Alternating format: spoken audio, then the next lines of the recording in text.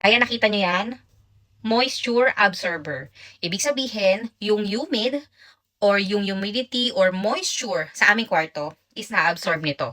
Etong moisture absorber na lavender scent. Marami ng product dito sa TikTok na talagang kabudol-budol, pero ito talaga yung isa sa marerecommend ko sa inyo na very helpful para sa ating mga nanay na may mga kids. Kami talaga kapag ganitong maulan, katulad yan may bagyo, mayumi dito sa kwarto namin. Kasi hindi rin kami madalas mag-open ng window. Dahil madalas kaming mag-aircon dahil yung mga anak kong dalawa pawisin. Kaya lagi po kami naka-aircon. Kaya close yung aming kwarto. Kaya laging nagkakaroon ng moisture dito sa environment. And every time na nagkakasakit or nagpapacheck up kami sa hospital, ang laging binabanggit ng aming mga pedya is baka po may-humid or ma-moisture ang inyong kwarto at nagkakaroon na ng molds formation. Yung molds na yun yung nagiging sanhi ng ubo at sipon ng mga bata.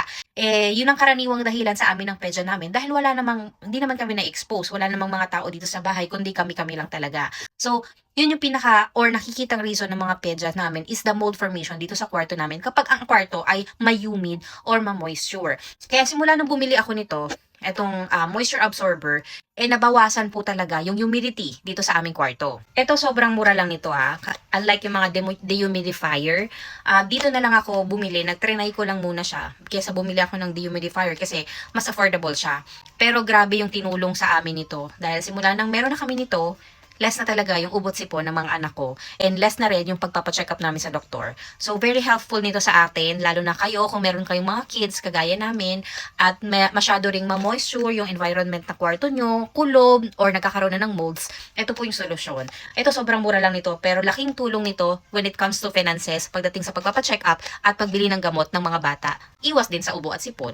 So, yun, baka makatulong din po sa mga mommies dyan na merong mga kids nagkakaroon ng mold formation sa inyong kwarto or ma-moisture ang inyong kwarto. Very helpful po nito. Ayan ito water yan. Pakita ko sa inyo. O, di ba?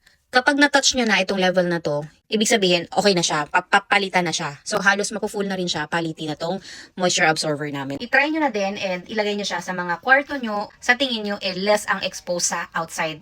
Hindi masyado nakakapasok at nakakalabas ang hangin. So, yun. Check nyo na lang din dyan sa yellow basket.